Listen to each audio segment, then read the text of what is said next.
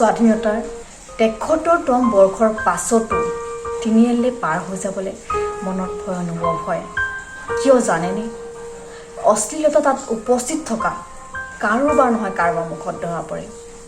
আজি আমি দেখিছোঁ সামাজিক মাধ্যমতে সকলোৱে নাৰী অধিকাৰ, নাৰী নিৰ্যাতন আদিৰ ওপৰত মন্তব্য প্ৰকাশ কৰে, কিন্তু সঁচা অৰ্থত কি ব্যৱস্থা লোৱা হৈছে? বছৰ বাগৰি গৈছে, দিন ৰাতি ঋতু সকলোৰে পৰিৱৰ্তন হৈছে। মাথো পৰিৱৰ্তন হোৱা নাই মানুহৰূপী দানৱবোৰক শাস্তি দিয়া আইনখনৰ।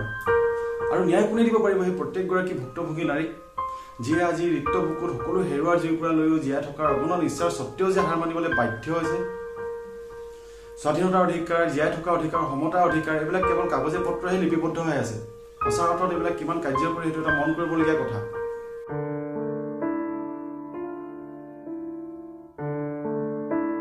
উশাহ লৈ আছো, জীৱিত আছো, কিন্তু কিয় জানো দুচকু মেলিবৰো ইচ্ছা হোৱা নাই। নাচামে যেনেই ধৰণী বিষাইছে শৰীৰৰ প্ৰত্যেকটো অংগ। কিয়? কি আছিল মোৰ ভুল? নাৰী হোৱাই ভুল নেকি? চকু পানীও শুকাই পৰিছে, চিঞৰিব মন গৈছে। মই নিমাত, ক'ত হেৰাল মোৰ মাত? ইমান নিকৃষ্ট, ইমান অত্যাচাৰী। কোনোবাই যেন জগাই মোক ক'ব, দিঠক নহয়, মাত্ৰ সপোনহে দেখিছে। কাপোৰ কুকুৰে বখলিয়াৰ দৰে বখলিয়ালে সেই দানৱ। ক'ত হেৰাল মানৱতা? মই অসহায়, কাক কওঁ, কি কওঁ? ক'লে জানো বুজিব পাৰিব? নোৱাৰি আৰু ভাবিব। ভয় লাগিছে, সঁচাই ভয় লাগিছে মোৰ। উশাহ ল'বলৈও ভয় হৈছে। পিশাচৰ আৱেগৰ বলি হোৱা মই এগৰাকী নাৰী। শক্তি প্ৰদৰ্শন কৰি মোক জীয়াই জীয়াই শেষ কৰি দিয়া মই নাৰী। সমাজে পুতৌ কৰিব, দিব পাৰিবনে শাস্তি?